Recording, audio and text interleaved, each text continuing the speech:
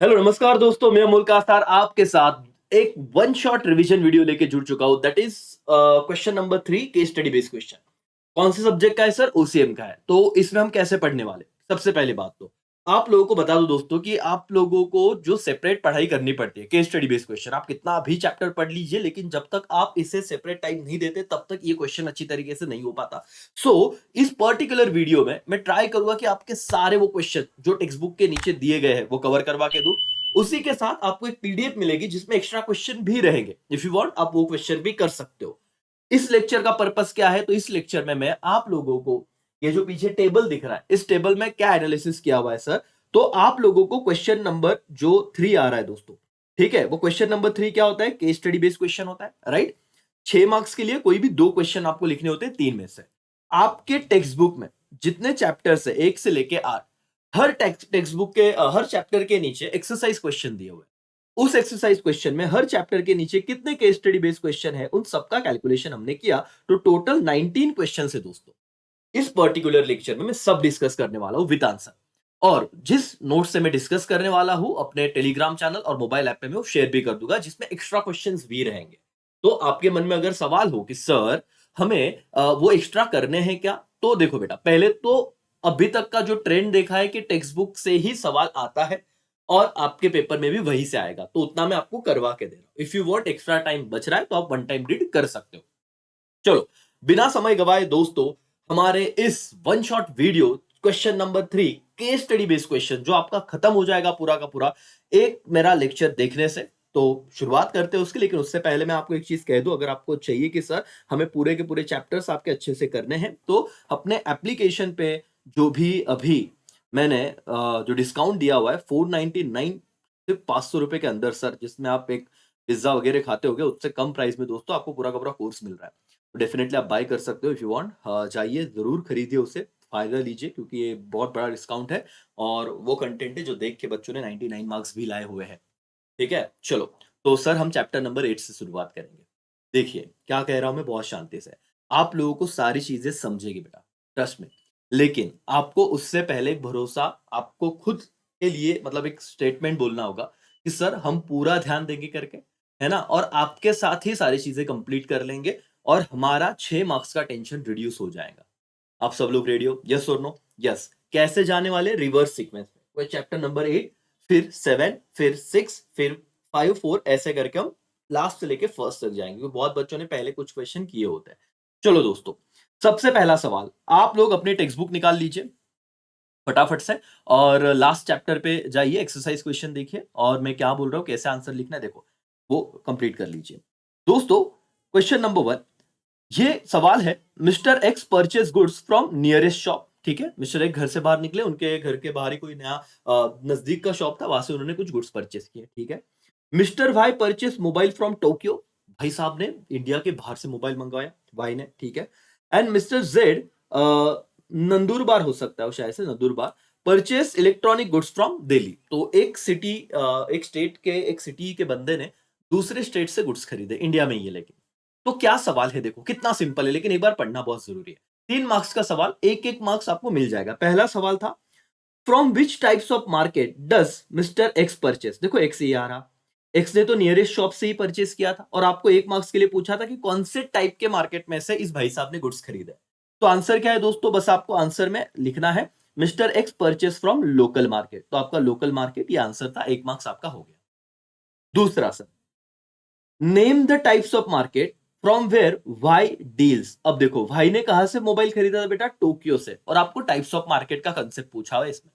तो ये कौन सा मार्केट है? नेशनल की इंटरनेशनल? जब दो देशों के बीच में ट्रांजेक्शन होते हैं दोस्तों, उसको क्या कहते हैं? इंटरनेशनल। तो आपका आंसर हो गया, 1 मार्क्स मिल गया, it is international market. Done.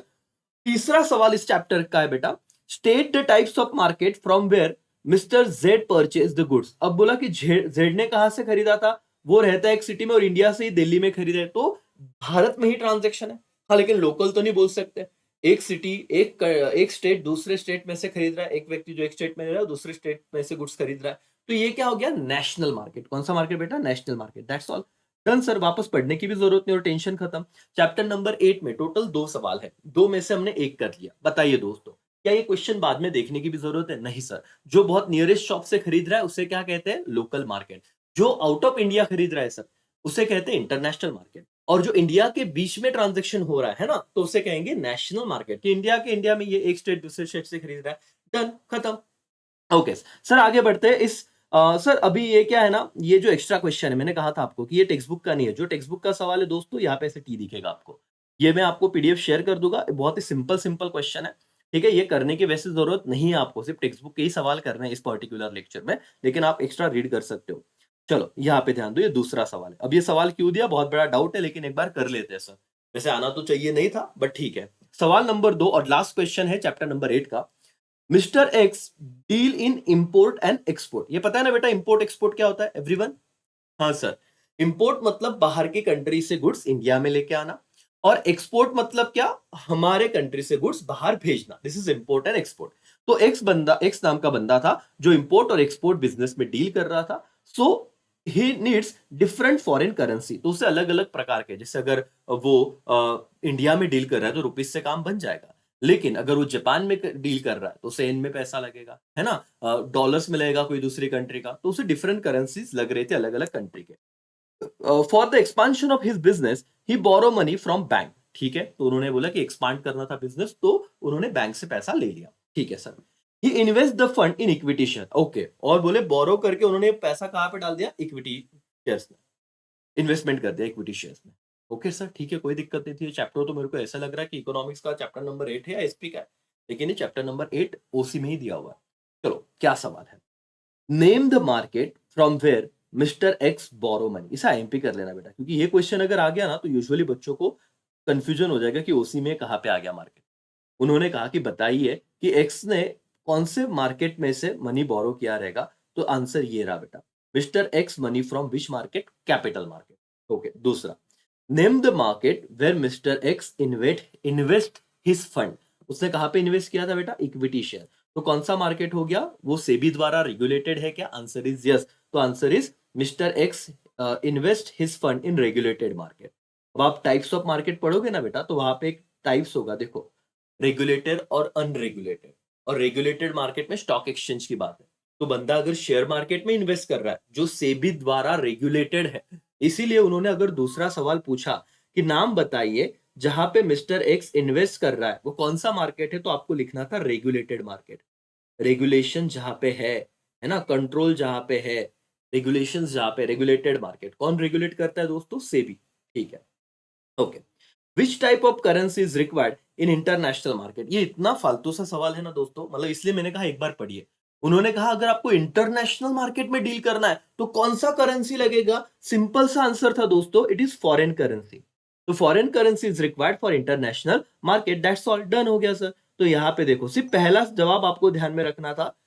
यहाँ पे मैं आपको अंडरलाइन करके देता हूं सर, आपके टेक्स्ट बुक में देखिएगा, सारी चीजें आपको समझेगी। पहला जवाब क्या है सर? कैपिटल मार्केट, दूसरा रेगुलेटेड मार्केट, और तीसरा फॉरेन करेंसी। एक बार देख लो, ठीक है। तो ये सवाल अगर आया कि इंपोर्ट एक्सपोर्ट में डील कर रहा है, उन्हें पैसे लग रहे हैं, तो कौन से मार्केट से वो पैसा बोरो करेंगे, तो आंसर रहेगा कैपिटल मार्केट। कहाँ पे वो इन्वेस्ट कर रहे हैं, तो रेगुलेटेड मार्केट। और इंटरनेशनल ट्रांजेक्शन जब करना है तो कौन सा करेंसी लेगा? Answer is foreign currency. That's all, chapter number 8 text book के नीचे के दोनों सवाल हो गए।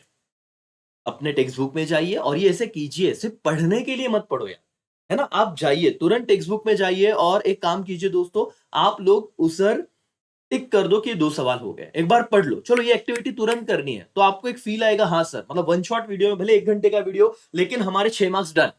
मतलब केस स्टडी बेस में तो कोई टेंशन नहीं, आप समझ गया है करके, और याद भी रहेगा। यस और नो? यस सर करके। चलो ध्यान दो। अब जाएंगे हम दोस्तों चैप्टर नंबर 7।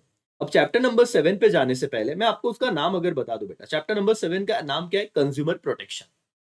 ओके, क्या होता है सर? यहाँ पे कंज्यूमर के कुछ राइट्स दिए हैं, रिस्पॉन्सिबिलिटी दी है। वेज एंड मीन, लोक अदालत क्या होता है भाई, जहां पे हम, है ना, डिस्प्यूट्स को सेटल करते हैं कॉम्प्रोमाइज वगैरह से, एंड सो ऑन। लेकिन वहां पे ना एक फॉरम भी दिए थे। फॉरम क्या आपको याद है? फॉरम क्या? रिड्रेसल फॉरम होता था। पहले वो कंसेप्ट समझो, फिर हम केस स्टडी बेस्ड क्वेश्चन करेंगे। सर, रिड्रेसल फॉरम में आप लोगों ने देखा रहेगा डिस्ट्रिक्ट कमीशन, स्टेट कमीशन और नेशनल कमीशन। और इस पे मैंने एक वीडियो बनाया बेटा, वो इस साल तो नहीं बनाया है, पिछले साल का है, but as it is applicable है हर अटेम्प्ट के लिए, जब तक ये वाला सिलेबस है। कंसेप्चुअल है, मतलब वो वीडियो अगर आपने देख लिया, मैं आपको ये प्रॉमिस करता हूं यहां पे कि आपको बाकी और कुछ देखने की जरूरत नहीं है। क्रैश बैच वाले बच्चों को ऑलरेडी वो दिया हुआ है, ठीक है, बाकी बच्चों मैं टेलीग्राम पे वो शेयर करूंगा ही, लेकिन आप वो वीडियो देखिए, डिफरेंस बिटवीन, ट्रस्ट मी उससे बाहर कुछ भी नहीं आने वाला 12 मार्क्स के लिए, मैं गारंटी के साथ बोल रहा हूं आपको। चलो यहाँ पे बताइए सर, शॉर्ट में बता दीजिए कि क्या है डिस्ट्रिक्ट डिस्ट्रिक्ट कमीशन। ये जो है सर, ये डिस्ट्रिक्ट कमीशन में क्या केसेस जाते हैं जरा बताओ दोस्तों। कोई व्यक्ति, डिस्ट्रिक्ट लेवल के सारे केस डिस्ट्रिक्ट कमीशन में जाते हैं। कोई कंज्यूमर 1 करोड़ तक अगर कुछ गुड्स लेता है, 1 करोड़ तक, तो सारे केसेस कहा जाते हैं डिस्ट्रिक्ट कमीशन में। कोई कंज्यूमर 1 करोड़ से लेके 10 करोड़ के बीच में, मतलब 1 करोड़ से ऊपर, 1 करोड़ से ऊपर, 1 करोड़ 1 रुपया, ठीक है, ये यहाँ पे सवाल आते हैं, बहुत ध्यान से मैं जो लिख रहा हूँ ना, ऑब्जेक्टिव के लिए भी काम में आ जाएगा। डिस्ट्रिक्ट कमीशन में 1 करोड़ रुपए तक केस जाता है, तो 1 करोड़ का कहा जाएगा डिस्ट्रिक्ट कमीशन। लेकिन 1 करोड़ 10 हजार उसके ऊपर हो गया, तो 1 करोड़ के ऊपर और 10 करोड़ तक ये केसेस कहाँ पे जाएंगे, स्टेट कमीशन। और 10 करोड़ के ऊपर वाले केसेस कहां पे जाएंगे, नेशनल कमीशन। सिंपल है बेटा, समझ में आ रहा है। ओके, कितने रिड्रेसल फॉरम में हमारे कितने कमीशन है, 3, एक डिस्ट्रिक्ट कमीशन, स्टेट कमीशन और क्या, नेशनल कमीशन। अमाउंट याद रखना, 1 करोड़ तक केसेस कहां पे जाएंगी, डिस्ट्रिक्ट में।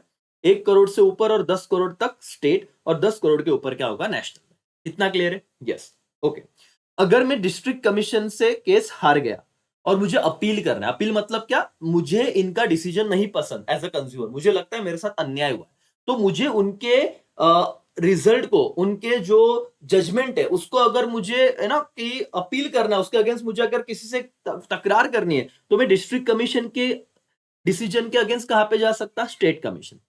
स्टेट कमीशन में मुझे डिसीजन नहीं पसंद आया तो मैं कहां पे जाऊंगा, नेशनल कमीशन। ये चीज याद रखना, ये सवाल कुछ बेसिक आपके होने बहुत जरूरी थे।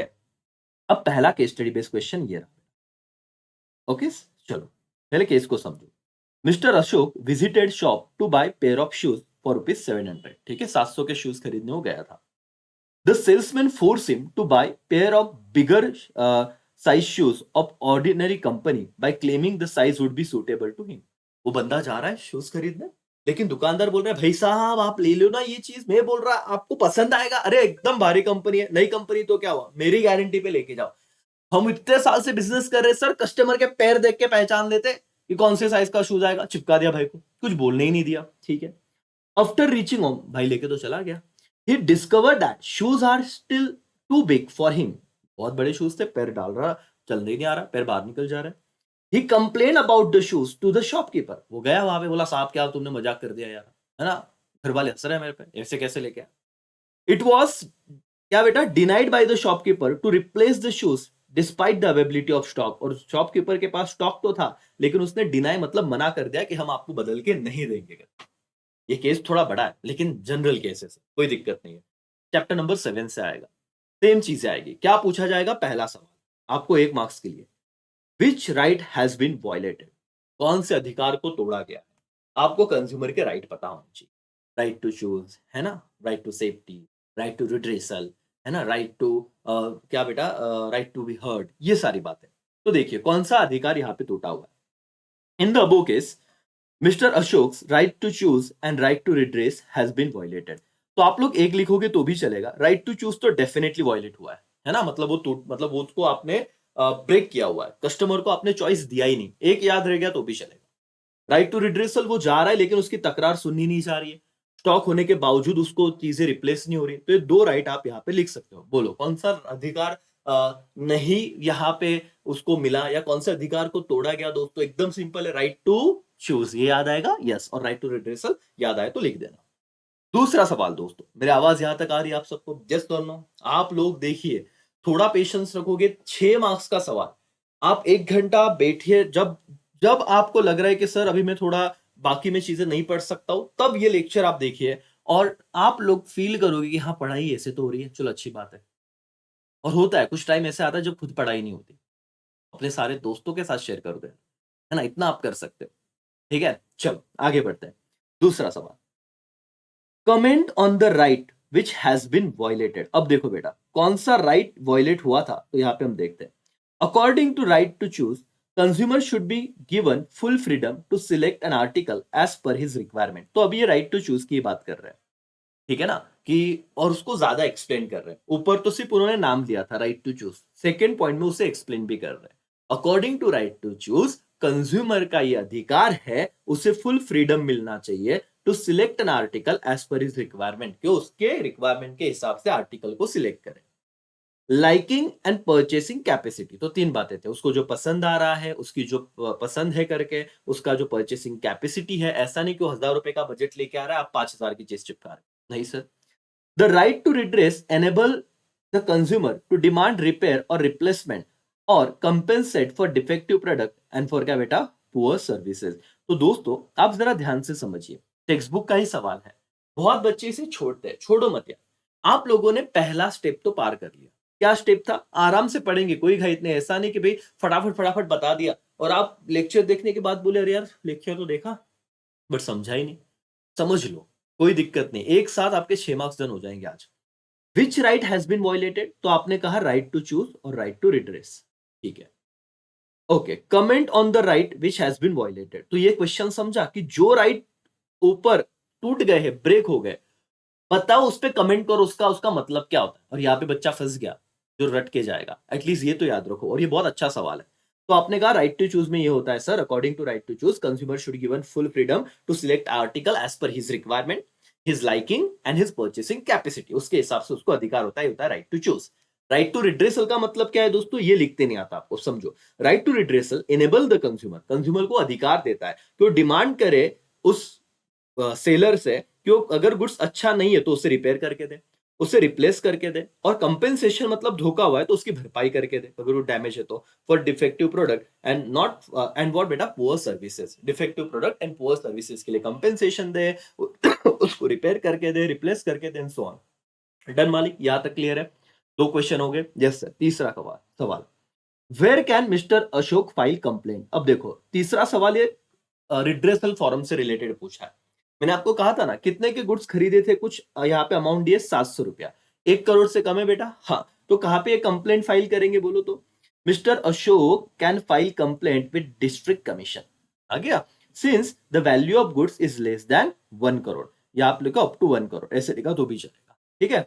District commission is a consumer dispute redressal forum at district establish by state government. अब बेटा बहुत डिटेल में लिख रहे हैं, आपको 1 मार्क्स के लिए इतना नहीं लिखना है, चलेगा, लेकिन आप समझ के रखो, डिफरेंस बिटवीन में तो काम में आएगा कि डिस्ट्रिक्ट कमीशन कहां पे होता है, डिस्ट्रिक्ट लेवल पे होता है। कौन स्टैब्लिश करता है भाई, स्टेट गवर्नमेंट स्टैब्लिश करता है। याद आए तो ठीक, नहीं तो आप इतना लिखोगे तो भी चलेगा। कहां पे जाएगा भाई, तो डिस्ट्रिक्ट कमीशन में, ठीक है। देखो, service does not exceed 1 crore, ये तो हमने कर ही लिया था। तो आपके मन से आगे ज्यादा लिखना है तो लिखो, नहीं तो इतना भी लिखा ना तो भी चलेगा। क्या ये क्वेश्चन लर्न हो गया बेटा अभी सबको? कॉन्फिडेंस आ रहा है इस क्वेश्चन में, यस और नो? चलो टेक्स्ट बुक में जाइए, फटाफट से डन कर लीजिए, आप खुद पढ़िए, मेरा लेक्चर पॉज कर दीजिए, टेक्स्ट बुक में जाओ क्योंकि वहां पे आंसर नहीं हो गया, और पढ़ो। पढ़ने इतना काम कर लो भाई, ये 6 मार्क्स आपके डन होने ही चाहिए। एवरीबडी यस और नो? Yes sir. चलो दोस्तों दूसरा सवाल है और खत्म हो जाएगा इस चैप्टर का। पढ़ते हैं, पहले आप पढ़िए केस स्टडी, आंसर भी दिया है, 1 मिनट, चलो। ओके दोस्तों, पढ़ रहे हो आप लोग? सिंपल सा सवाल है, लास्ट क्वेश्चन है, डन हो जाएगा, 8वां चैप्टर हो गया है, 7th भी हो जाएगा इसी क्वेश्चन के साथ। चलो ध्यान दीजिए दोस्तों, क्या सवाल है, बहुत अच्छे से पढ़िएगा। Mrs Meera, resident in Nagpur district, Nagpur district के रहवासी है वो, उन्होंने वॉशिंग मशीन परचेस किया जिसकी वैल्यू थी 50,000, लेकिन यहाँ पे एक इंपॉर्टेंट वर्ड है दोस्तों, क्या है, without cash memo with warranty period of 2 year. लेकिन उन्होंने कैश मेमो नहीं लिया, 2 साल का वारंटी पीरियड था, लेकिन उन्होंने, होगा कुछ उसको रहता होगा जीएसटी वेस्ट, बोले कि मैडम अगर कैश मेमो दिया, इनवॉइस दिया तो तुमको ज्यादा पैसा लगेगा, उन्होंने नहीं लिया अगर, ठीक है। 1.5 साल के बाद क्या हुआ sir, she notice some defect and asked the company to repair और रिप्लेस। भाई 2 साल का वारंटी था, यहाँ पे ध्यान से समझिए, और 1.5 साल में उसको प्रॉब्लम आ गया, तो वो क्या बोली कि आपने वारंटी दिया था ना कि अगर खराब हुआ तो हम आपको रिप्लेस नहीं तो रिपेयर करके देंगे, करके दो। तो अभी देखते हैं आगे। The company did not accept her complaint despite the defective product, और डिफेक्टिव प्रोडक्ट होने के बाद भी कंपनी ने उसका कंप्लेंट एक्सेप्ट नहीं किया, तो गलत किया कंज्यूमर के साथ। अब देखते हैं दोस्तों कि क्या सीन है। आपको पूछा गया है, बताइए, suggest suitable redressal machinery to protect her right. अब देखो सबसे पहली बात तो ये बच्चा जो अच्छे से पढ़ता नहीं है उसको ये नहीं समझता रिड्रेसल मशीनरी मतलब क्या। दोस्तों रिड्रेसल मशीनरी मतलब वही बात कर रहे हैं, redressal forum, state commission, district commission, national commission. तो याद रखना, आप मुझे बताओ अमाउंट कितना है, 50,000, जो 1 करोड़ से कम है ना। तो आप क्या कहोगे, कहां पे जाएंगे बताओ, तो सिंपल, 1 मार्क्स हो गया आपका sir, done. In the above case जो मीरा बेन है can approach district commission in her district to protect her right, why? Because amount 1 crore या उससे कम है करके। डन। दूसरा सवाल, if she not satisfy with the decision given by redressal machinery, where should she appeal? अब देखो, ये वाला वो कंसेप्ट था जो मैंने शुरुआत में बताया आपको। कितना अच्छा क्वेश्चन है, वो आ सकता है बोर्ड एग्जाम में 3 मार्क्स के लिए सर। और जिस बच्चों ने अच्छे से पढ़ाई नहीं रहेगा, हो सकता है सर वो रिड्रेसल मशीनरी ना समझे तो आएगा चीजें ना लिखे। एक बार तो पढ़ना जरूरी है ना। हाँ, तो यहाँ पे वो कहां पे गए थे? District commission. और उन्होंने क्या कहा कि अगर वो डिस्ट्रिक्ट कमीशन ने डिसीजन दिया उससे सेटिस्फाई नहीं है तो कहां पे जाएंगे? बोलो तो कहां पे जाते हैं? State commission. देखो, if she not satisfy with the decision given by district commission, she should appeal to the state commission. हो गया सर 1 मार्क्स। बस थोड़ा नॉलेज चाहिए था बच्चे को। 1 मार्क्स इधर हुआ, 1 मार्क्स इधर हुआ। डन। तीसरा सवाल दोस्तों, what was the negligence of Meera, Mrs Meera, while buying the washing machine? उन्होंने क्या नेग्लिजेंस किया? ये तो आप यार नॉर्मल देख के ही पता चल गया था। इन्होंने क्या नहीं लिया था? इनवॉइस नहीं लिया था। देखो, Meera purchase the washing machine without cash memo और इनवॉइस। ये पहला पॉइंट जो ऊपर देख के आप लिख लोगे। She also may not have check the detail mention on the warranty card. May not have, हो सकता है कि उसने डिटेल भी चेक ना की हो। This document are useful for settle all kinds of disputes with the seller. मतलब अगर ये डॉक्यूमेंट्स लेना चाहिए था उन्होंने, क्योंकि जब डिस्प्यूट्स होते हैं, झगड़े होते हैं, तो इन डॉक्यूमेंट का बहुत ज्यादा यूज होता है। Thus, she were negligent in fulfilling a responsibility as a consumer. तो भाई ये बात आपको लिखनी थी कि उन्होंने क्या किया? उनके रिस्पॉन्सिबिलिटी को नहीं निभाया। ओके, डन हो गया सर, खत्म। अब टेक्स्ट बुक में जाइए और आप देखिए, लिख लीजिए तीनों सवाल। आपको बिना मतलब सिर्फ क्वेश्चन पढ़ के आंसर रिकॉल हो रहेगा। ओके, पहले का आंसर क्या था? कहां पे जाएंगे? District commission. लॉजिक समझा? यस। अगर वहां से सेटिस्फाई नहीं है तो कहा जाएंगे? डिस्ट्रिक्ट कमीशन का केस है तो स्टेट, और स्टेट से नहीं होते तो नेशनल। ठीक है। और लास्ट क्या था? क्या नेग्लिजेंस था? तो ये आपने बता दिया। एक्स्ट्रा क्वेश्चन है सर? है। ये आपको पढ़ने हैं, अगर टाइम मिले तो। नहीं मिले तो सर कोई दिक्कत नहीं है, ये आपको मैं दे दूंगा सारी बातें। हम फिलहाल तो हमारा टारगेट है कि टेक्स्ट बुक के नीचे के ही करने हैं क्वेश्चन, क्योंकि वही पेपर में आते हैं दोस्तों। भाई और बहनों, हम लोग आ रहे हैं अभी चैप्टर नंबर 6, जिसमें 3 क्वेश्चन है। राइट? ओके, चलो देख लेते हैं सर कितने क्वेश्चन है चैप्टर नंबर 6 में।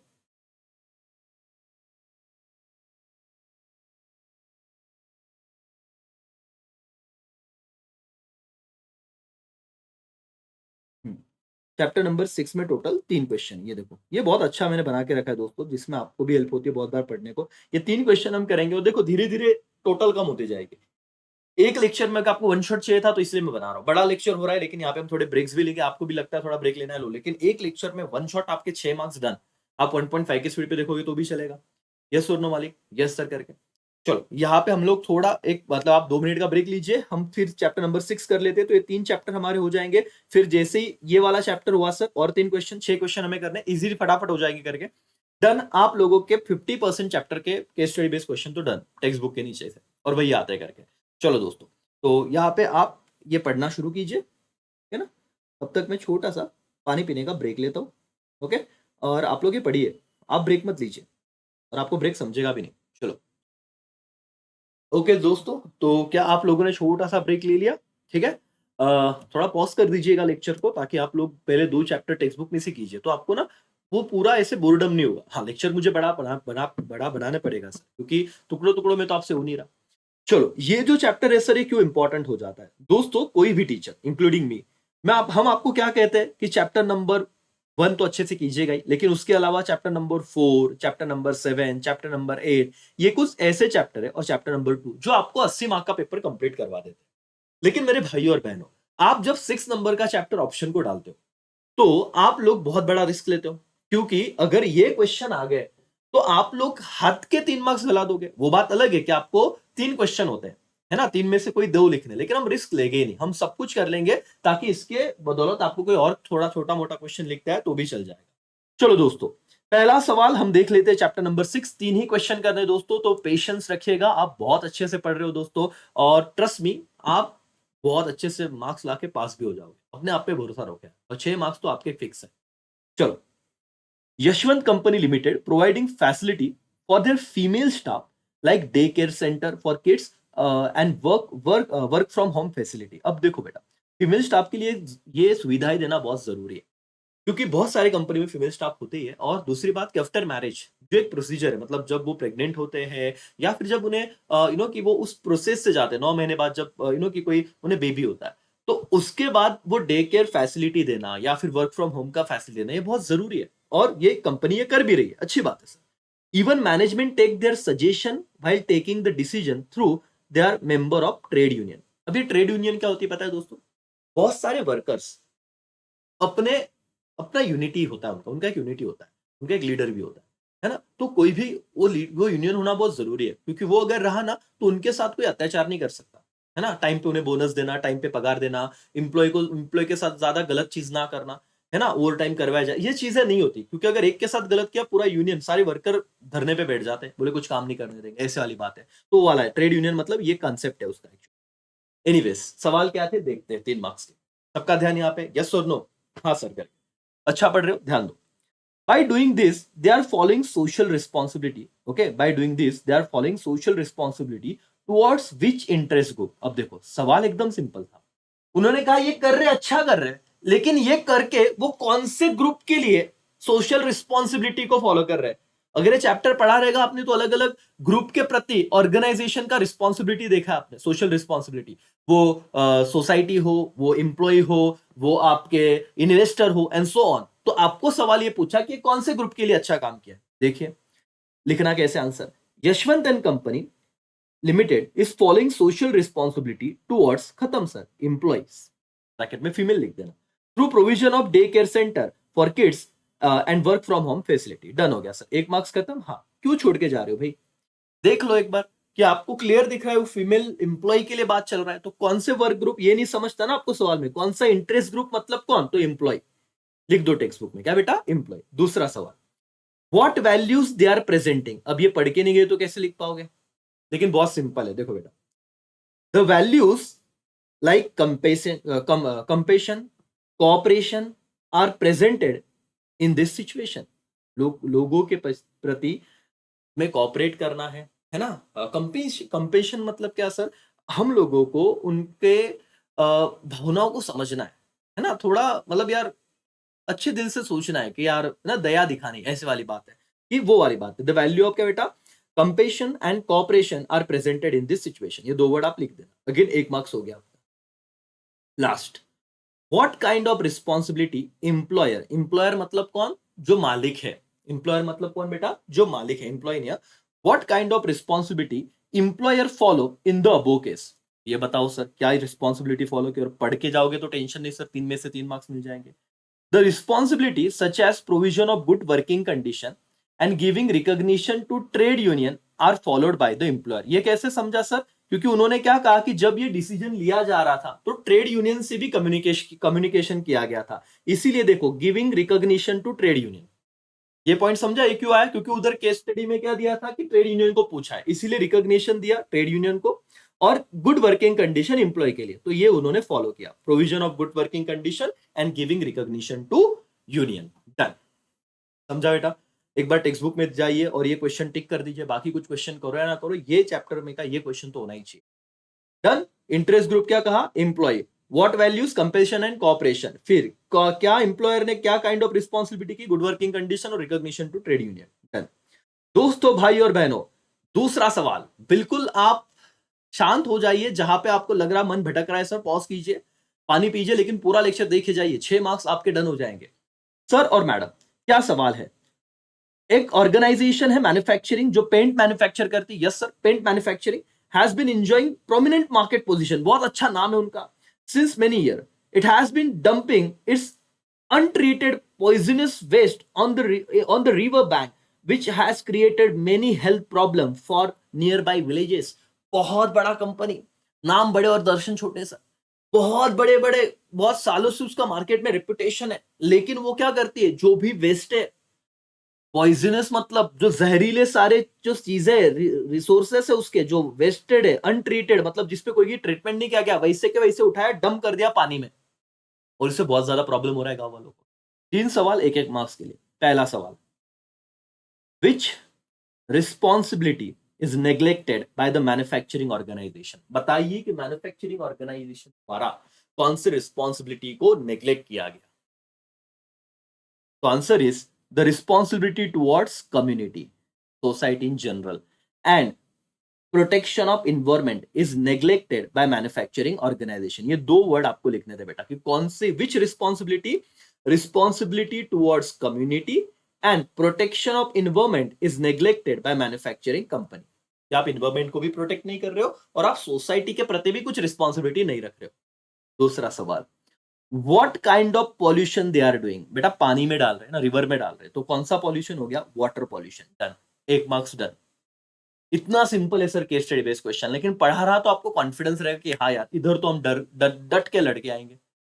Okay, last, what precautionary measure they need to take. एकदम सिंपल है, देखो, the business organization should take all possible measure to minimize the water pollution. ये लाइन तो कितना सिंपल था, लर्न मत करो। उन्होंने कहा है कि ऑर्गेनाइजेशन ने वो सारी चीजें करनी चाहिए जो वाटर पॉल्यूशन को क्या करे, मिनिमाइज करे।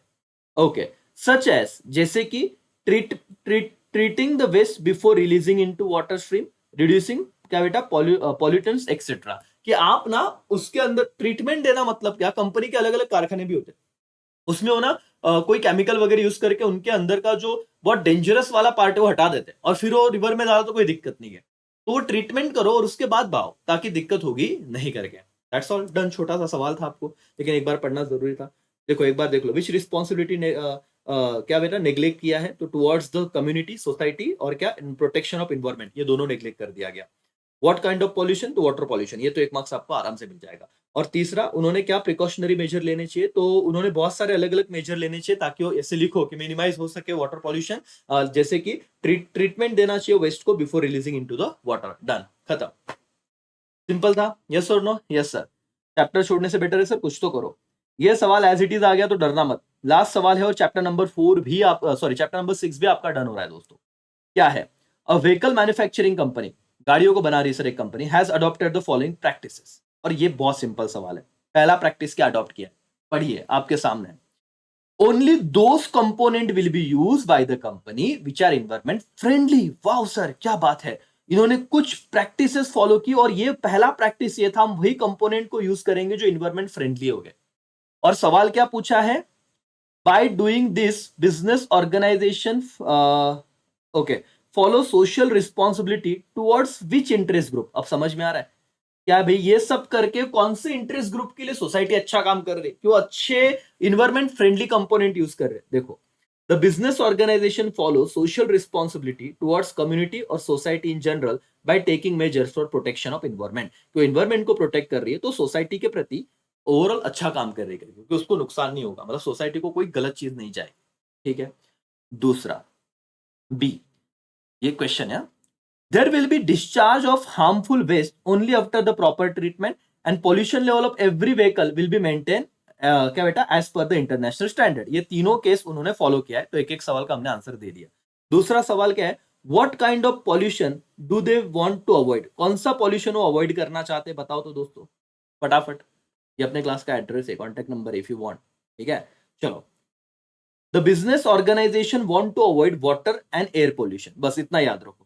ये करके, ये टेक्स्ट बुक का सवाल है, मेरे मन से नहीं बोल रहा, आप टेक्स्ट बुक में देखिए कि बोले ये सब करके, मतलब उन्होंने क्या किया, ये सारी बातें की उन्होंने। देखो बेटा कि डिस्चार्ज करेंगे harmful waste only after their treatment, और फिर पोल्यूशन लेवल को कंट्रोल करेंगे जो इंटरनेशनल स्टैंडर्ड है, तो एयर पोल्यूशन और वाटर पोल्यूशन को रिड्यूस करेंगे। ठीक है, दूसरा सवाल हो गया। तीसरा, what kind of message they want to convey. और ये सवाल आ सकता है मुझे लग रहा है। A business organization is trying to convey the importance of considering the impact of business activity on the environment। और ये मैसेज देना चाहते हैं बेटा कि आप लोग ध्यान दीजिए कि आप जो ऑर्गेनाइजेशन में चीजों को प्रोड्यूस करते हो उसको प्रॉपर तरीके से ध्यान रखो, क्योंकि उसका इन्वायरमेंट पे, बिजनेस एक्टिविटी का इन्वायरमेंट पे बहुत गलत लेवल पे भी इंपैक्ट हो सकता है अगर आपने ध्यान नहीं दिया। दैट्स ऑल, डन हो गया सर, 3 क्वेश्चन डन। एक बार इसका स्क्रीनशॉट निकाल लो। Business organization is trying to convey the importance of considering impact of business activity on the environment। ये चाहते हैं कि आप ये ध्यान दीजिए कि आपके सारे जो बिजनेसेस है उसका क्या इंपैक्ट जा रहा है, मतलब उस एक्टिविटी का इन्वायरमेंट पे क्या इंपैक्ट जा रहा है। ठीक है, डन। चलो सर, 3 क्वेश्चन डन हो गए मेरे दोस्तों। ग्रेट, आप बहुत अच्छा एफर्ट्स दे रहे हो।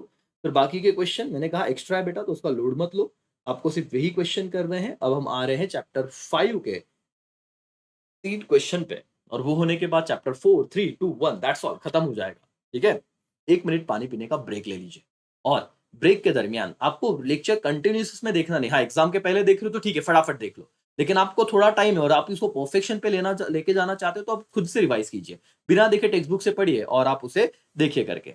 2 मिनट पानी पी लेते। ओके दोस्तों, चलो यहाँ पे आ जाओ दोस्तों, बैक टू। सर पानी पी लिया आपने? हाँ, हो गया है ना। मेरे पास ऑप्शन है कि मैं पॉज करके पानी पी के फिर आपके पास आ सकता हूँ। आपके पास भी ऑप्शन है, वो देखिए। 3 मिनट, 5 मिनट लेंगे, 5 मिनट, इतना सिंपल है। Emerging modes of business 6 chapter तो सर हमने पढ़ा ही नहीं था, तो वहां पे टाइम लगता। यहाँ पे आपको कोई दिक्कत ही नहीं है सर। ध्यान से देखिएगा, चीजों को समझने की कोशिश कीजिएगा। दोस्तों, भाई और बहनों, हम लोग 5 मिनट में सब कंप्लीट कर लेंगे। ठीक है, आप जस्ट देखते जाइए, मजे देखिए क्या सीन है। ओके, चलो शुरू करें क्या हम लोग? हाँ सर, थोड़ा एडवर्टीजमेंट भी तो देख लो। हाँ ठीक है सर, करके देख ली, अब आगे बढ़ो। दोस्तों, पहला सवाल मैं कर लेता हूं, आप टेक्स्ट बुक में से करते ही रहना करके। 5 मिनट में हार्डली हमें खत्म कर देंगे, बहुत ही सिंपल है। Abhay purchase some gift article from online from www.flipkart.com। Text book का ही सवाल है।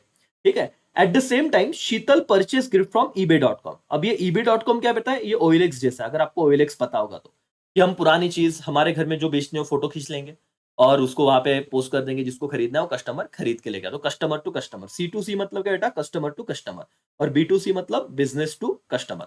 तो पहला सवाल 1 मार्क्स के लिए क्या पूछा है? Which website is related to C2C? तो मैंने क्या बताया? eBay वाला। तो देखो आंसर क्या है sir, ebay.com is related to C2C since consumer to consumer sale takes place on this site.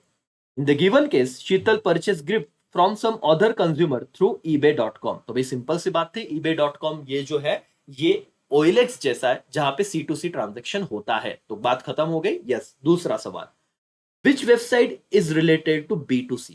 कौन सा वेबसाइट है जो बिजनेस टू कम्युनिकेशन बात कर रहा है, बिजनेस टू कंज्यूमर बात कर रहा है? तो क्या है दोस्तों? But obvious, Flipkart. फ्लिपकार्ट एक बिजनेस है और कहां पे बेच रहा है? कस्टमर को बेच रहा है। सारे बिजनेसेस जो सेलर है वो वहां पे रजिस्टर्ड है और कस्टमर को गुड्स बेच रहे हैं। See, okay. The website www.flipkart.com is related to B2C since goods are sold by business firm to the consumer। ठीक है, डन हो गया। अभय ने वहां से परचेज किया है। तीसरा सवाल, What is the first step does Abhay need to follow? देखो ये बहुत सिंपल सवाल होगा दोस्तों, लेकिन जिसने पढ़ के ही नहीं गया इसको ये तो जम जाएगा। C2C eBay है, B2C फ्लिपकार्ट है, लेकिन कौन सा पहला स्टेप? तो ये ना ऑनलाइन वाला जो मैंने क्वेश्चन पढ़ाया था आपको, उसमें क्या है? तो रजिस्ट्रेशन करना बहुत जरूरी है। क्या है कि Abhay first needed to fill up the registration form with flipkart.com giving his name, email ID, contact number, address and other detail. ये तो कितना सिंपल है सर। कि पहला स्टेप क्या फॉलो करना है सर? सवाल क्या था कि कौन सा फर्स्ट स्टेप है जो अभय को फॉलो करना पड़ेगा? तो आपने लिखना है कि need to fill up registration form Flipkart के साथ, उसका नाम, email ID, contact number, address, ये सब भरना है जो आप बेसिकली करते हो। डन हो गया सर, 3 में से 3 मार्क्स आपके जेब में। ओके, इस चैप्टर का दूसरा सवाल जो और भी ज्यादा इजी है, देखिए। सात्विक purchase watch from Titan shop and his friend Shambhavi purchase watch from online shopping site. देखो केस स्टडी बेस्ड क्वेश्चन है। सात्विक ने टाइटन के शॉप में जाके खरीदा और संभवी ने ऑनलाइन चीजें खरीदी। पहला सवाल 1 मार्क्स के लिए, which shopping is from traditional business? तो बताओ किसका शॉपिंग ट्रेडिशनल बिजनेस से? तो सात्विक का, बट ऑब्वियस क्योंकि संभवी ने तो ऑनलाइन थोड़ा मॉडर्न नए टाइप के बिजनेस से खरीदा है। देखिए, the purchase of watch from Titan का shop by Satvik is from traditional business. 1 marks, done sir. Easy है दोस्तों। यस, दूसरा, which shopping is for from e business? वाह, संभवी का, खत्म। The shopping of watch by Sambhavi through online shopping site is from e business. वाह sir, मैंने कहा था ना बहुत सिंपल है। आप एक बार पढ़ो तो आपको बोलेगा हाँ सर मजा आ गया, छोड़ने से बेटर है कुछ पढ़ के जाओ। तीसरा सर, तीसरा सवाल, which business involve high risk? तो बताओ हाई रिस्क किस में होगा, ऑफलाइन की ऑनलाइन? ऑनलाइन बिजनेस में सर। तो देखो, e business involve high risk as there is no direct contact between संभवी that is buyer and seller that is shopping site. If there is a case of fraud it will be difficult to take legal action. तो कहां पे ज्यादा risk है बेटा? Risk है हमें सबसे ज्यादा कहां पे? ऑनलाइन में, क्योंकि बायर और सेलर के बीच में डायरेक्ट कॉन्टैक्ट नहीं है और अगर कुछ फ्रॉड हुआ तो उन्हें ट्रैक करना, एक लीगल एक्शन लेना थोड़ा मुश्किल हो जाएगा। That's all. 3 पॉइंट और 3 मार्क्स आपके डन। मेरे लिए बहुत सिंपल है दोस्तों, लेकिन आपके लिए भी सिंपल हुआ? यस और नो? कमेंट कीजिए दोस्तों, लाइक कीजिए, ये आपकी रिस्पॉन्सिबिलिटी है मालिक। जितना आप चीजों को लाइक करोगे, बहुत सारे बच्चे लेक्चर देख रहे हैं, सब्सक्राइब के बटन दबाना सर, मतलब ये आपका ही बेनिफिट है दोस्तों, है ना। हमारा भी, हमें भी मोटिवेशन मिलता है, और इतना तो आप कर ही सकते हो। चलो, एंड लास्ट क्वेश्चन मालिक, खत्म हो गया इस चैप्टर के 3 question. Mister Ved made his payment through cheque, okay, at the same time Shlok made his payment by fund transfer. Fund transfer मतलब सर जैसे कि फोन पे, गूगल पे ऐसे किया। पहला सवाल, हुज पेमेंट इज फास्टर, वेद का कि श्लोक का? बट ऑब्वियस श्लोक, फोन पे तो सर स्कैन किया तुरंत हो जाएगा, फंड ट्रांसफर और चेक को तो टाइम लगता है क्लियर होने को। तो देखिए, answer is mister Shlok payment will be faster as compare to cheque payment by mister Ved since the fund are transfer electronically. Simple सी बात है, आपको 1 मार्क्स मिल गया। बिना पढ़े जाओगे तो वहां पे सोचोगे साला क्या है, पढ़ के गए, एक बार पढ़ा, अरे वाह ऐसे था, ये अगर आ गया, और एज इट इज यही आने के चांसेस है, खत्म आपका 1 मार्क्स तो डन यहाँ पे। Whose payment is related to traditional business? Traditional कौन है बेटा? ये वाला जो चेक से दे रहा है। With payment made through check, so it is related to traditional business. खत्म। Whose payment is related to e-business? वाह वाह सर, कौन? श्लोक ही रहेगा। श्लोक का payment is related to e-business since payment is transferred electronically. Payment कैसे दिया है? इलेक्ट्रॉनिक दिया है। खत्म आपके इस चैप्टर के तीनों सवाल। बताइए दोस्तों, क्या आपको समझा? हुज पेमेंट इज फास्टर, जो फंड ट्रांसफर करेगा तो श्लोक। कौन किसका पेमेंट ट्रेडिशनल है? वेद का। किसका पेमेंट ई बिजनेस कहलाया जाएगा? श्लोक का। खत्म हो गया सर, लेकिन आप थोड़ा उसको प्रॉपर तरीके से लिखिए। 3 में से 3 मार्क्स डन दोस्तों। एक्स्ट्रा क्वेश्चन है, ऑप्शनल है, आपको करना है कीजिए। एक ही क्वेश्चन एक्स्ट्रा वैसे तो नहीं करना है तो भी चलेगा। टेक्स्ट बुक के हमने सवाल कंप्लीट कर लिए। तो दोस्तों, भाई और बहनों, जरा आप यहाँ पे आइए, ठीक है, जरा आइए आप यहाँ पे। ओके, क्या है सर, क्या बताना चाहते हो सर? ओके, 1 मिनट से आ गया हमारा वो नोट्स जो हमने बनाया हुआ था। ये तो बोर्ड के क्वेश्चन मैंने आपको ऑलरेडी, आपने आई होप ये सारे लेक्चर देखे मेरे, है ना? मैंने ये सारा एनालिसिस, कौन से इंपॉर्टेंट क्वेश्चन है क्या, सारी बातें आपको करा के दी। यस और नो दोस्तों? यस करके ये देखो, अब हमने 50% का चैप्टर तो डन कर लिया। चैप्टर 5 के 3 क्वेश्चन के स्टडी बेस हो गए। चैप्टर 6 के 3 जो इंपॉर्टेंट थे हमने कर लिए, क्योंकि वो चैप्टर पढ़ते नहीं बच्चे। चैप्टर 7 हो गया, चैप्टर 8 हो गया, तो हमारे इतने क्वेश्चन डन हो गए। 10 क्वेश्चन हमने कर लिए सर, है ना? 36 मिनट के लेक्चर में। बहुत अच्छी बात है, बहुत अच्छा स्पीड है आपका। 4 साढ़े 3 4 मिनट के करीब हम हर क्वेश्चन कर रहे हैं, तो उतना तो बनता है। 1.5 की स्पीड पे देख लो तो भी अच्छी बात है। अब हम जाएंगे चैप्टर नंबर 4 पे, जो बहुत क्रूशियल है। 27 मार्क का इसका वेटेज है दोस्तों, विद ऑप्शन, तो बहुत इंपॉर्टेंट है। और 4 क्वेश्चन है केस स्टडी बेस, तो आराम से कीजिएगा। कहीं पे भी आपको लग रहा है कि सर थोड़ा ह्यूमन बीइंग है, बोर हो रहा है, आप थोड़ा रुकिए, शांति से थोड़ा टेक्स्ट बुक में जाइए, थोड़ा ब्रेक लीजिए और वापस लेक्चर वहीं से शुरू कीजिए। लेकिन ये लेक्चर देख लिया तो 6 मार्क्स का टेंशन डन। चलो मैं क्वेश्चन पे आता हूं दोस्तों। आप लोग फटाफट से पानी वानी पी लीजिए, थोड़ा ब्रेक लीजिए। चैप्टर नंबर 4 हमें करना है। 4 क्वेश्चन है दोस्तों, है ना? पहला क्वेश्चन पढ़िए आप, चलो फटाफट से। ओके, सो दोस्तों, बिजनेस सर्विसेज 4 क्वेश्चन हमें करने हैं बराबर। आप ब्रेक से अगर वापस आ गए हो, आपने लेक्चर पॉज कर दिया हो, जैसे मैं कह रहा हूँ, हर चैप्टर से पहले थोड़ा ब्रेक लीजिए 2 मिनट का और लेक्चर वापस देखिए। बिजनेस सर्विसेज कितने के स्टडी बेस्ड क्वेश्चन है? 4। पहला जो क्वेश्चन है दोस्तों, वो बैंकिंग से रिलेटेड है, ठीक है? तो मैं आपको कुछ बेसिक बता देता हूँ कि हमारे जो नॉर्मल हम देखते हैं, सैलरीड जो पर्सन है, ठीक है, जो सैलरीड पर्सन है, वो कौन सा अकाउंट ओपन करता है बेटा बैंक में? सेविंग अकाउंट, याद रखना, ठीक है? लेकिन जो बिजनेसमैन है, बिजनेसमैन, आप बताओ, यस आपका आंसर आप ही कह रहेगा। जो बिजनेसमैन है दोस्तों, वो कौन सा अकाउंट प्रेफर करते हैं? Current account. Which account? Current account. पहला केस स्टडी बेस्ड क्वेश्चन इससे बहुत आसान हो जाएगा, इस बेसिक नॉलेज से आपको।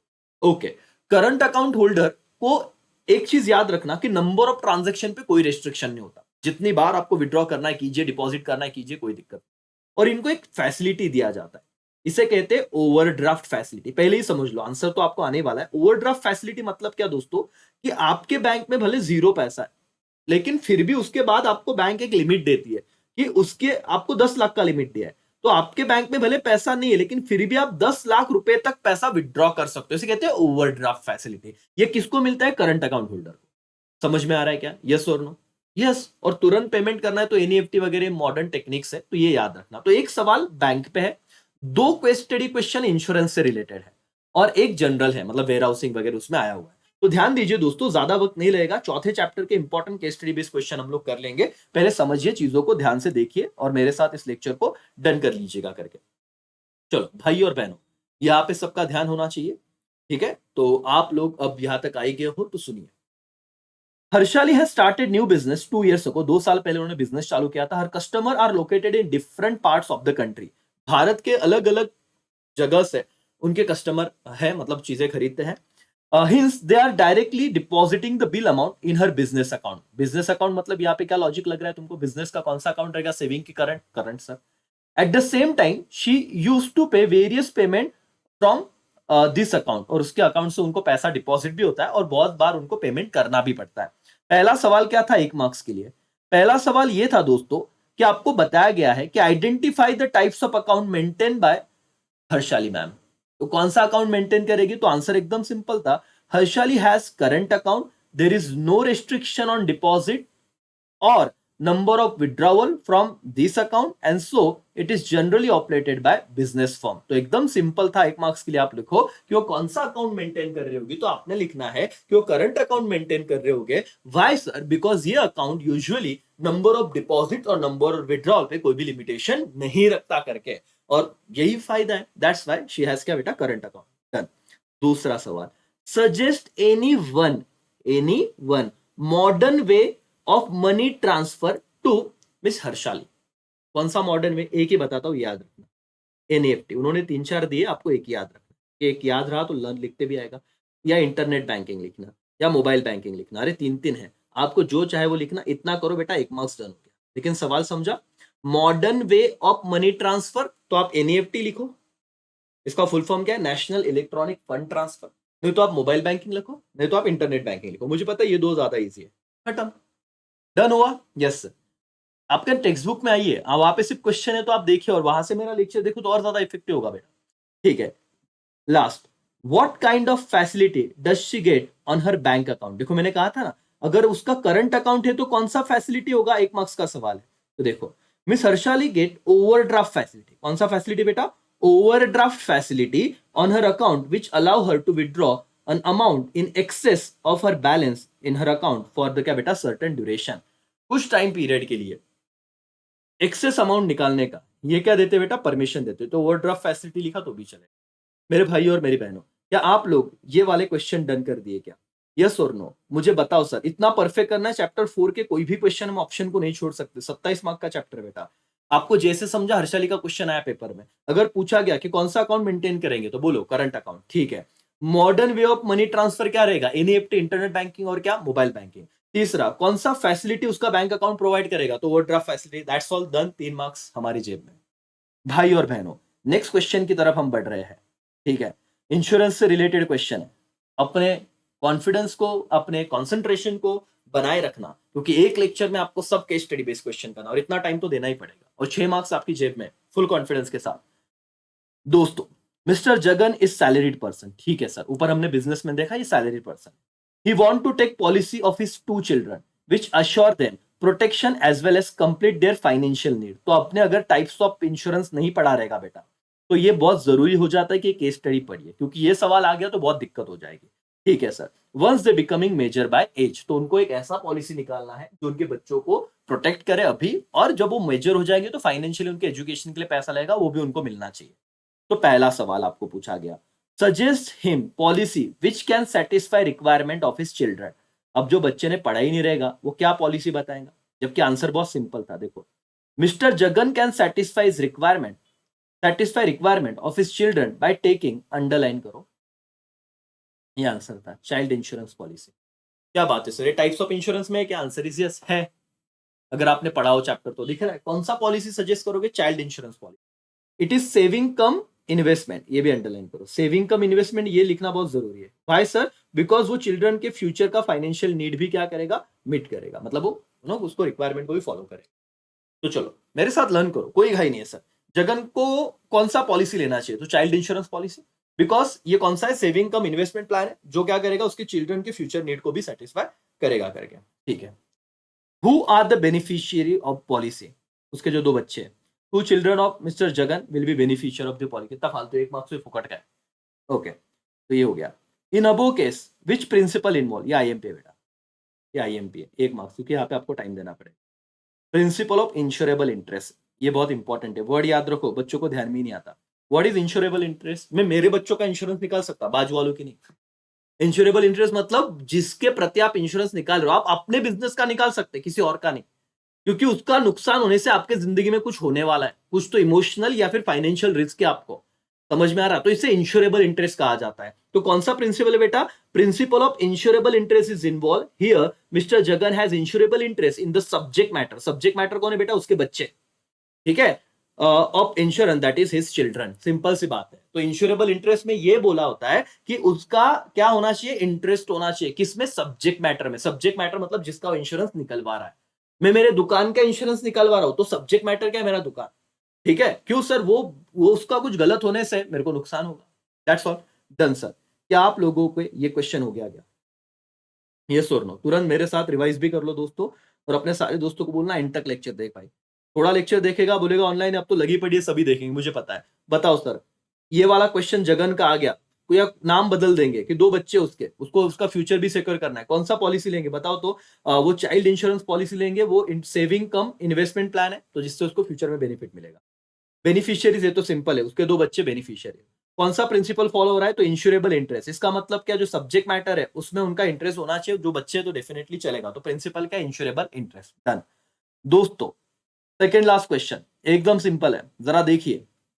Mister Ankit is a businessman, he has his own factory in Pune, Pune में फैक्ट्री है और नासिक में भी है। अच्छा सर, क्या बात है, ध्यान से देखिए। Mister Amit is a businessman, he has his own factory in Pune and Nashik, he lives in Pune with his wife, उसके वाइफ के साथ पुणे में रहता है। अच्छी बात है sir.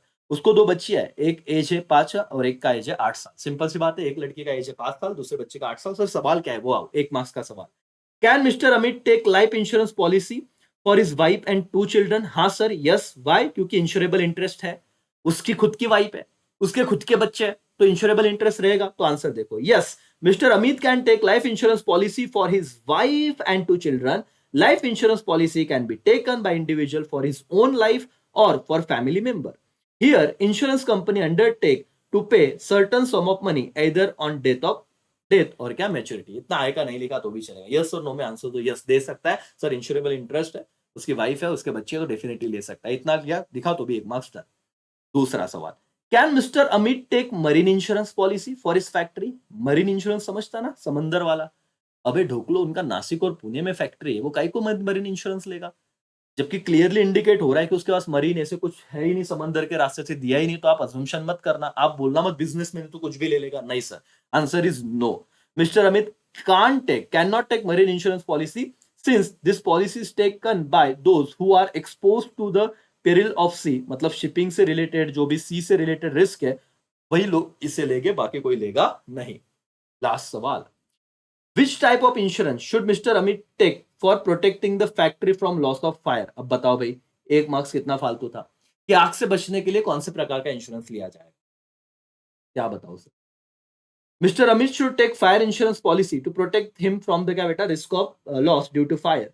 The types of fire policy need to buy depend on the types of goods purchase, sorry produced by him and his specific requirement. तो ये तो कितना जजमेंटल, मतलब कितना डिप्लोमेटिक आंसर दिया है सर। आप सिर्फ ये बताना फायर इंश्योरेंस, और फायर इंश्योरेंस की भी सब टाइप है, तो बोलना एज पर द रिक्वायरमेंट, जिस बिजनेस में हो उसके हिसाब से वो ले लेगा। दैट्स ऑल, डन हो गया दोस्तों। टेक्स्ट बुक में आपका थर्ड क्वेश्चन भी आपने कर लिया है। पुणे में बंदा रहता है, क्या उसके वाइफ और बच्चों का इंश्योरेंस निकाल सकता है? Answer is yes. दूसरा, क्या वो मरीन इंश्योरेंस निकालेगा? Answer is no. क्या वो फायर, आग से बचने के लिए कौन सा इंश्योरेंस निकालना पड़ेगा, लाइफ इंश्योरेंस या fire? Answer is fire insurance, depends कि उसका बिजनेस क्या है। डन हो गया। सर और मैडम, बहुत ज्यादा आप में जज्बा यार, 53 मिनट्स आप लेक्चर देख रहे हो, 1.5 पे देख रहे हो तो भी अच्छी बात है, लेकिन आप बैठे हो तो मतलब यार सीरियस हो जिंदगी में, कुछ ना कुछ तो करना है आपको, है ना? यस सर, ऐसा ही क्वेश्चन डिस्टिंग्विश बिटवीन के लिए ऑलरेडी है दोस्तों, आ गया है। मैंने कहा था कि आप लोग डेफिनेटली बिल्कुल टेंशन मत लो, सब चीजें आपको अवेलेबल है, सब है, सिर्फ देखो अभी। चलो लास्ट क्वेश्चन करना है, 1 मिनट का ब्रेक लीजिए, या आप क्वेश्चन पढ़िए, चलो इतना तो पढ़िए आप फटाफट। पढ़ रहे हो दोस्तों? चलो क्या कहा है, पहले सिचुएशन को समझो। ये जो शरण है, ये देखो मैं यहाँ पे ड्रॉ करता हूँ। मिस्टर शरण इज सक्सेसफुल मैन्युफैक्चरर, ठीक है, मैन्युफैक्चरर, इसका बिजनेस है मैन्युफैक्चरिंग का। ही having production unit in various location, एक है नासिक में, एक है पुणे में, एक है मुंबई में, एक है कोल्हापुर में, एक है अमरावती में। तो अलग अलग लोकेशन पे उसका क्या है बेटा, प्रोडक्शन यूनिट है कि चीजें गुड्स प्रोड्यूस होते हैं। He is having multiple production unit, he has large stock of raw material and finish goods. तो भाई जैसे वो प्रोडक्शन कर रहा है तो रॉ मटेरियल भी बहुत ज्यादा होता है, फिनिश गुड्स बनने के बाद भी बहुत होते हैं, अलग अलग लोकेशन पे, अलग अलग यूनिट पे, ठीक है।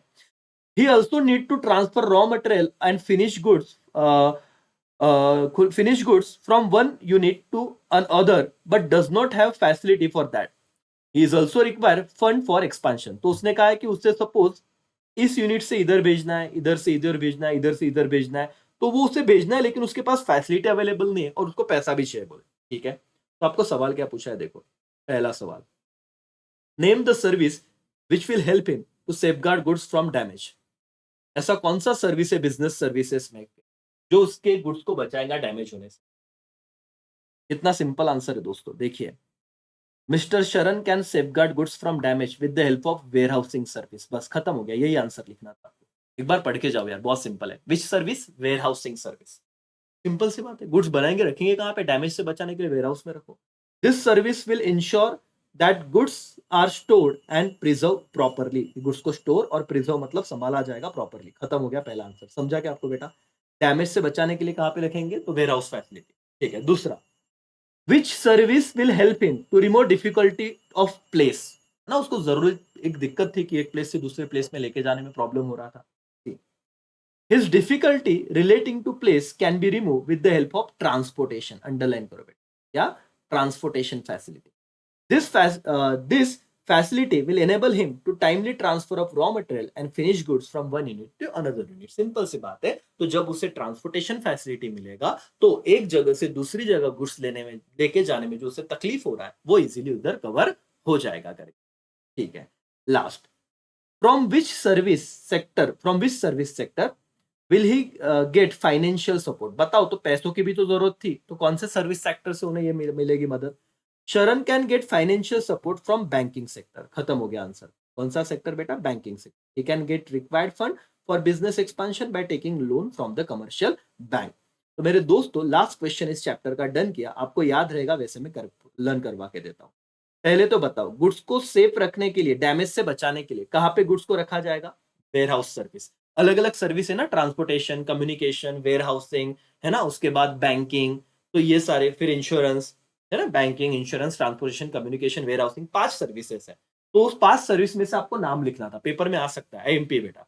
तो क्या लिखोगे बताओ? तो गुड्स को डैमेज से बचाने के लिए वेयर हाउस, एक प्लेस से दूसरे प्लेस डिफिकल्टी के लिए ट्रांसपोर्टेशन, और फाइनेंशियल नीड के लिए बैंकिंग सेक्टर। बस ये 3 चीजें याद रखो, आपको पूरे मार्क्स मिल जाएंगे। और इसी के साथ मेरे भाइयों और बहनों, आप लोग खुद के लिए तालियां बजाइए, है ना, बिगुल बज जाना चाहिए दोस्तों आपके लिए कि आप लोगों ने सक्सेसफुली यहाँ पे इतने सारे चैप्टर, मतलब 4 चैप्टर तक अपनी जर्नी कंप्लीट की है। अब एक ही क्वेश्चन बचता है चैप्टर नंबर, क्या सर, 3 से, एंटरप्रेन्योर से। वो तो मैंने करवाया भी था, लेकिन वापस करवा लूंगा। लेकिन एज यूजुअल थोड़ा ब्रेक तो बनता है सर, है ना। तो पानी पीजिए, मैं किधर भी नहीं जाऊंगा, आप लोग पानी पीजिए फटाफट। चलो चलो चलो। ओके दोस्तों, ब्रेक ले लिया सर, कोई जरूरत नहीं, तो चलो यहाँ पे शुरू करते हैं। जिनको ब्रेक लेना है लेक्चर को एक बार पॉज कर दें और अच्छे से देखिए करके कि क्या हम यहाँ पे समझने की कोशिश कर रहे हैं। एक ही सवाल है चैप्टर नंबर 3 में से, एंटरप्रेन्योरशिप डेवलपमेंट में से। पढ़ लेंगे, आने की प्रोबेबिलिटी कम है, तो आप आगे भी कर सकते हो। जिन्हें बहुत ही ज्यादा लास्ट मोमेंट पे कोई लेक्चर देख रहा है तो नहीं, तो सुन लीजिए एक बार। Mister Soham is young MBA degree holder, mister Naveen is BCom graduate, और mister Soham is willing to start daily farm at his village. एक बंदा है जिनका एमबीए किया है, उसको क्या डेयरी फार्म शुरू करना है उसके विलेज में। और जो नवीन है उसे वर्क करना है प्राइवेट कंपनी के अंदर। एकदम सिंपल सा सवाल, केस स्टडी बेस्ड बनाया दोस्तों, 3 मार्क्स का सवाल। वैसे चैप्टर का वेटेज ही 5 मार्क्स है विद ऑप्शन। तो सोहम का एमबीए हुआ है, लेकिन वो चाहता है कि वो क्या स्टार्ट करे दोस्तों, डेयरी फार्म शुरू करे उसके विलेज में। और नवीन का बीकॉम हुआ है, वो उसको चाहता है वो प्राइवेट कंपनी में जॉब करे। पहला सवाल आपको पूछा गया है, find out the dream of Soham and Naveen. सवाल समझिए कि उनका ड्रीम क्या है वो बताइए करके। एकदम सिंपल सा जवाब है दोस्तों। एक बंदे को स्टार्टअप करना है बिजनेस, और एक को जॉब करना है, तो क्या लिखोगे answer? Dream of Soham is to become entrepreneur. Entrepreneur मतलब कौन? बिजनेसमैन, है ना। Okay, by starting dairy farm business, while Naveen want to be a employee in private company. तो आप लोग 1 मार्क्स तो इजीली लेके आओगे। जिसको बिजनेस शुरू करना है, ड्रीम क्या है सर? बिजनेस वाले को एंटरप्रेन्योर बनना है और जॉब वाले को एम्प्लॉय बनना है। इतना लिखने का, खत्म। दूसरा, state any one feature of entrepreneur. तो याद रखना दोस्तों, अगर आप स्किप भी कर रहे हो इस चैप्टर को, फीचर क्या रहेगा? A feature of entrepreneur is hard work. क्या बेटा? Hard work. Entrepreneur has to put long hours of hard work, specially during the, क्या बेटा, स्टार्टिंग फेज ऑफ बिजनेस। जब उसका बिजनेस शुरू हो रहा है तो उसे पहले नाम करने के लिए, गुडविल करने के लिए बहुत मेहनत करना होता है। तो ये है हार्ड वर्क, उसे बहुत ज्यादा क्या करना है? हार्ड वर्क करना है करके। ठीक है, last, to become successful entrepreneur which quality should mister Soham have. Last question है सर, इसमें सब नहीं लिखना है, कोई तो लिख दीजिए। उसमें डिसिप्लिन चाहिए, कॉन्फिडेंस चाहिए, ओपन माइंडेड चाहिए, सेल्फ स्टार्टर होना चाहिए, competitive, creative, passion, strong work ethic. 8 के 8 नहीं लिखने, कोई भी 2-3 लिखोगे तो भी जरूर हो जाएगा। खत्म आपका एक क्वेश्चन था चैप्टर नंबर 3 से और डन हो गया। कितना इजी क्वेश्चन था, लेकिन देख के जाइए, अगर आ गया तो क्या करोगे सर, इजी क्वेश्चन था। आपको कॉन्फिडेंस आ रहा है क्या? ड्रीम क्या, एक को एंटरप्रेन्योर, एक को एम्प्लॉय। फिर बोले कि क्या फीचर होना चाहिए, तो हार्डवर्किंग होना चाहिए। फीचर है बेटा, याद रखना। ज्यादा इनिशियल फेज में नंबर ऑफ आवर्स, ज्यादा नंबर ऑफ आवर्स काम करना पड़ता है। और उन्होंने कहा कि नेक्स्ट सवाल क्या बेटा, कि क्वालिटीज क्या है, तो क्वालिटीज में ये सब है। क्या क्या बोलो, डिसिप्लिन होना चाहिए, सेल्फ कॉन्फिडेंस होना चाहिए, क्रिएटिव होना चाहिए, पैशनेट होना चाहिए, एंड सो ऑन। आप इतने पॉइंट लिखो तो भी चलेगा। That's all sir. और कोई सवाल है क्या? नहीं सर, इतना ही सवाल है। आगे के एक्स्ट्रा है वो करने की जरूरत नहीं है, टेक्स्ट बुक के नीचे के हम कर रहे हैं। That's all. यहाँ पे दोस्तों आपका खत्म हो गया है चैप्टर नंबर 3। एंड अब हम आ रहे हैं दोस्तों लास्ट के फेज में, जहां पे और 10 से 15 मिनट में आपके 6 मार्क्स डन। कॉन्फिडेंस आ जाएगा मालिक कि सर हमने केस स्टडी बेस्ड क्वेश्चन पूरे ओसीएम सारे चैप्टर में से कंप्लीट कर लिया। हाँ, और ये अलग ही कॉन्फिडेंस रहेगा, सुकून रहेगा कि सर इतना देख लिया। आप खुद टेक्स्ट बुक में से पेंसिल लेके वो टिक करो तो अलग और डबल कॉन्फिडेंस हो जाएगा, क्योंकि आपको उसके बाहर कुछ दिखेगा नहीं। अब हम आएंगे सर चैप्टर 1 पे और फिर चैप्टर 2 पे, ऐसे ही करेंगे। हाँ सर, चैप्टर 1 और फिर चैप्टर 2 करके, ठीक है। चलो पहले क्वेश्चन पढ़ो, चैप्टर 2 लास्ट रहेगा अपना और डन हो जाएगा लेक्चर। फटाफट, ब्रेक लेने की जरूरत है नहीं तो क्वेश्चन पढ़ो। चलो चलो पढ़े बेटा फटाफट। ओके, पहले पे नाम लिख देता हूं पहले, क्योंकि ये बहुत सिंपल हो जाएगा। आप भी ऐसे ही करना। एक हर्षद है, वो एंटरप्रेन्योर है, मेन मालिक है sir. Engage in the production of eco friendly utensils, both male and what बेटा, female. Male and female employees जो वर्कर है उसके फैक्ट्री में काम करते हैं। और male worker directly working on machine, ठीक है। मेल मेल वर्कर को कहाँ पे वो काम करा रहा है, मशीन पे। Whereas female employee are working in packaging department, ठीक है। प्रोडक्शन, ये पैकेजिंग का काम फीमेल वर्कर कर रहे हैं, ठीक है।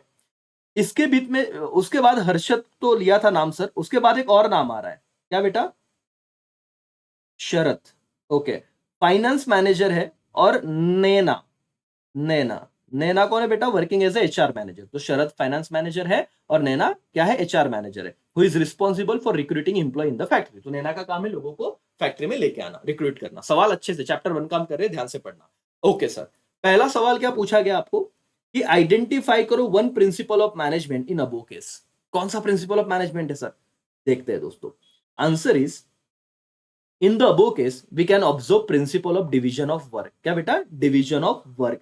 क्योंकि since work is divided into different kinds such as production, accounting, HR etc. मतलब और डिटेल में जा सकते हो। देखो नैना को काम क्या था कि एचआर मैनेजर, कि आप सिर्फ रिक्रूट करो अच्छे लोगों को, है ना। शरद को काम क्या था बेटा, कौन सा मैनेजर था शरद, यहाँ पे देखो तो फाइनेंस मैनेजर, ठीक है। मेल फीमेल को अलग अलग काम दे दिया, तो डिवीजन ऑफ क्या हो गया, वर्क। बोलो कौन सा बेटा, principle of division of work. Okay done.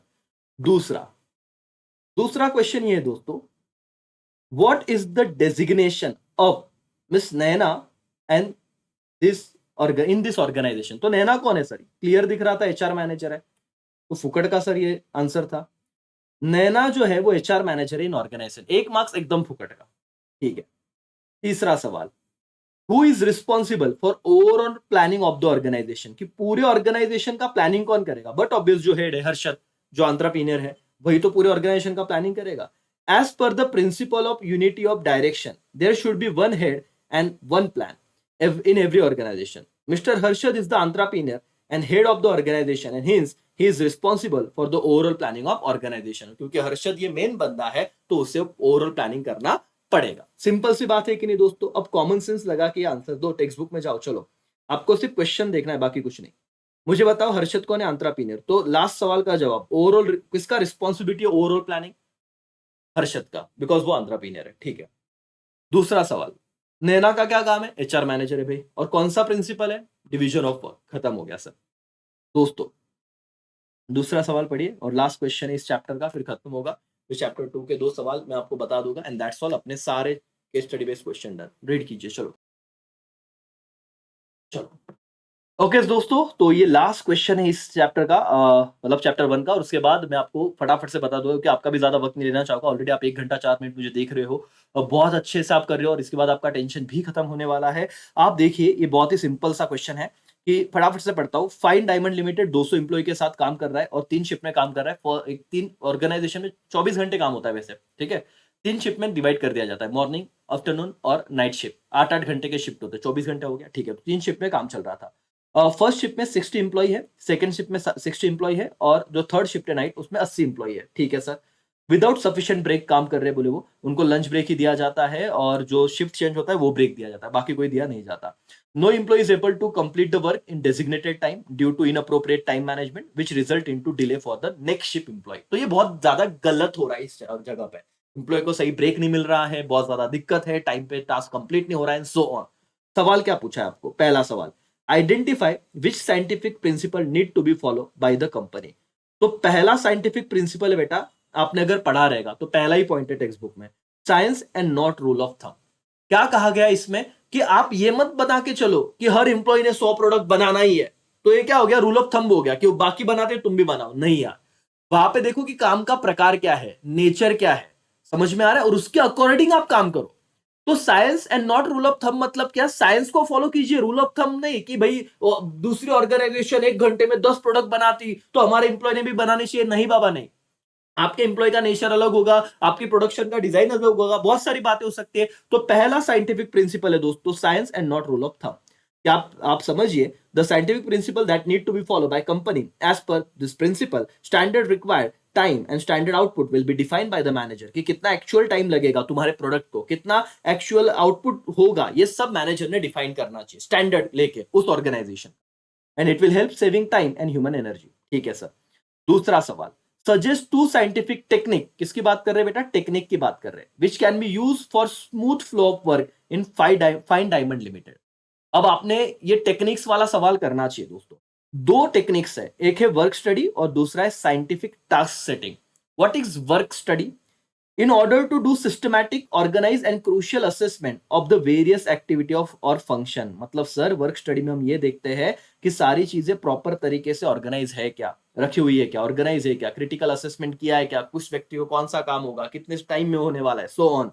Activity scientific task setting मतलब क्या सर?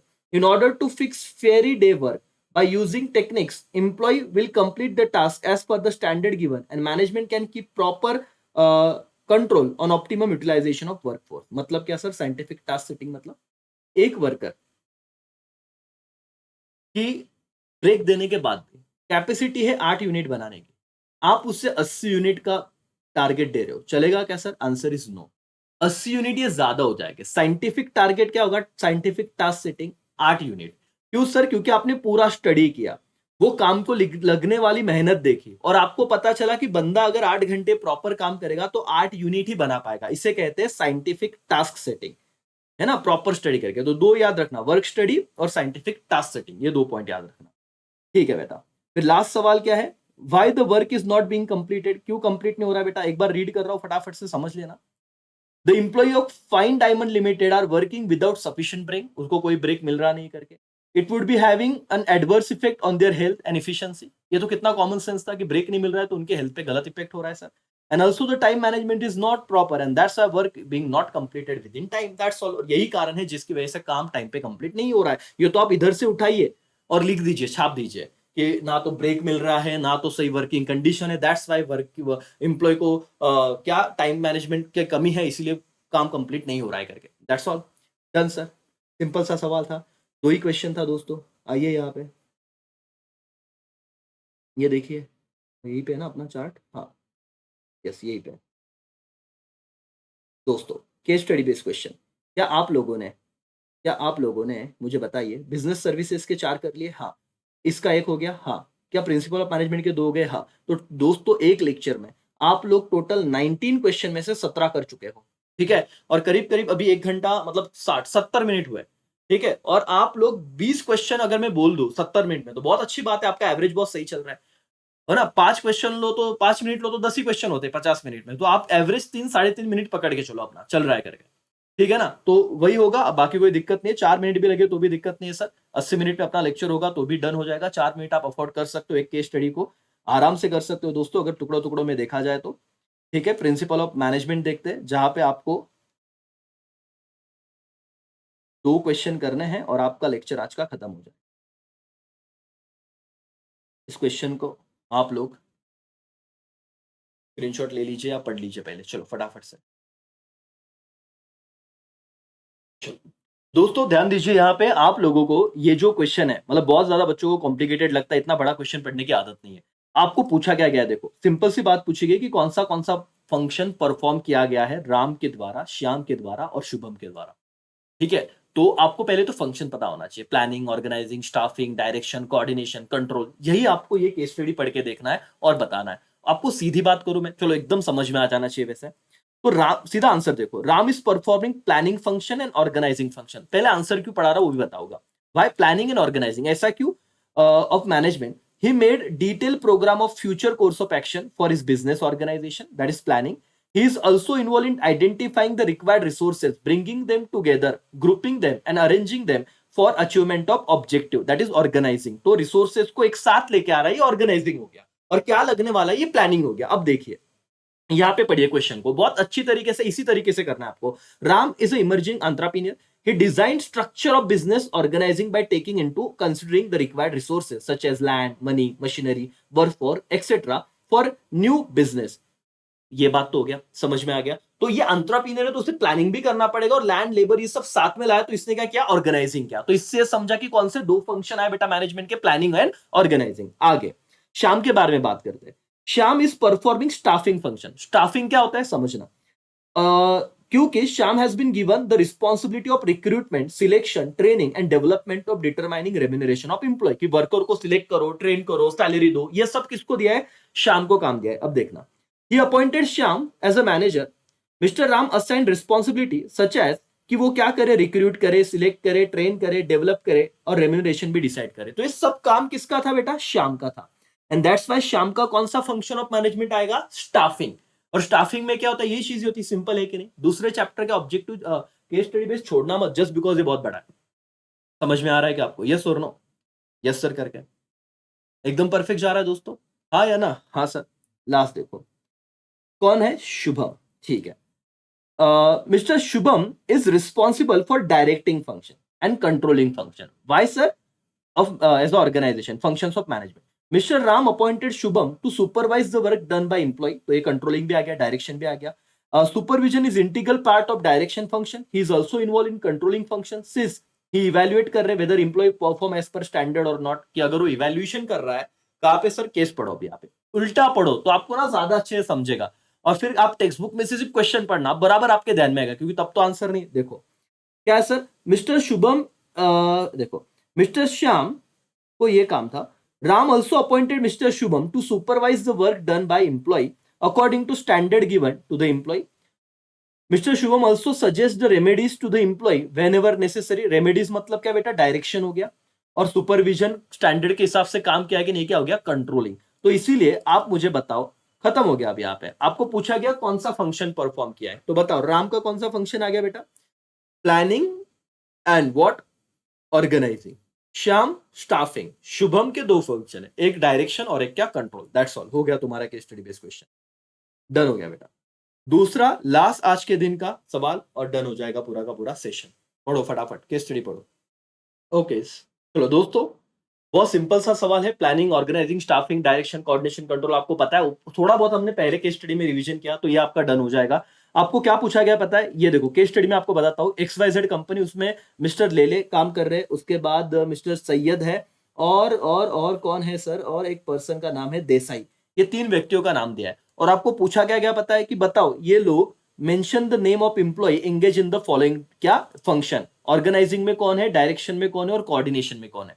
आपको केस स्टडी पढ़ के बताना है कि इसमें से लेले, मिस्टर लेले कौन से फंक्शन में इन्वॉल्व है, मिस्टर सैयद कौन से फंक्शन में इन्वॉल्व है, और मिस्टर देसाई कौन से फंक्शन में इन्वॉल्व है।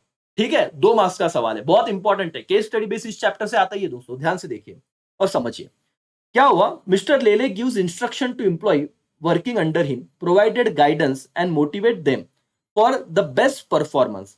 On the other hand, Mr. Sayyed takes efforts to harmonize the work done by the employee of different department while achieving organizing goal. ठीक है सर, बताता हूँ, सब बताता हूँ। देसाई का काम क्या था बेटा, Desai looking after the arrangement of required resources of business organization. अब देखो एक चीज तो फिक्स है बेटा, ऑर्गेनाइजिंग का मतलब क्या है? जो व्यक्ति रिक्वायर्ड रिसोर्स को अरेंज करता है, क्या करता है बेटा? अरेंजमेंट करता है कि जो जो चीजें लग रही है वो सब में लेके आऊंगा। तो जो अरेंजमेंट करेगा वो कौन सा फंक्शन है? ऑर्गेनाइजिंग।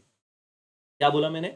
जो सारी चीजों को लेके आ रहा है, ये लग रहा है, वो लग रहा है, तो जो सारा अरेंजमेंट का काम है कौन कर रहा है? देसाई। तो देसाई को कौन सा फंक्शन हो गया? ऑर्गेनाइजिंग। देखो, mister Desai engage in the organizing function since his look after the arrangement of required resources। इतना लिखा तो भी चलेगा, बात खत्म, एक मार्क्स मिल जाएगा। दूसरा, डायरेक्शन कौन कर रहा है सर? ध्यान से देखिए, डायरेक्शन में mister Lele. Why mister Lele engage in the directing function? Why? Because he involve in the instruction, guiding, motivation. जहां पे वर्ड दिखे ना बेटा आपको, instruction, guideline, motivation to employ, तो ये हो जाएगा डायरेक्शन। खत्म, दूसरा भी डन हो गया। तीसरा, सैयद भाई का क्या काम है फिर? सैयद भाई engage in the coordination function. Why? Because harmonize, underline करना इस वर्ड, वो हार्मोनाइज वर्क कर रहे बाय दस इंप्लॉय डिफरेंट डिपार्टमेंट कि भाई क्या है, समझाना, कोऑर्डिनेशन, कि कोई झगड़े नहीं होने चाहिए।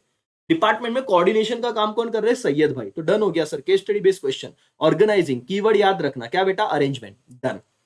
डायरेक्शन कौन दे रहा है? Mister Lele. Y? Motivating, guiding, ये आ गया। और कोऑर्डिनेशन कौन कर रहा है? मिस्टर सैयद। दैट्स ऑल दोस्तों, भाई और बहनों, आपने 1 घंटा 15 मिनट, 75 मिनट्स का सेशन सर, टोटल 19 क्वेश्चन हमने किए हैं, केस स्टडी बेस्ड क्वेश्चन। दोस्तों मजाक नहीं है।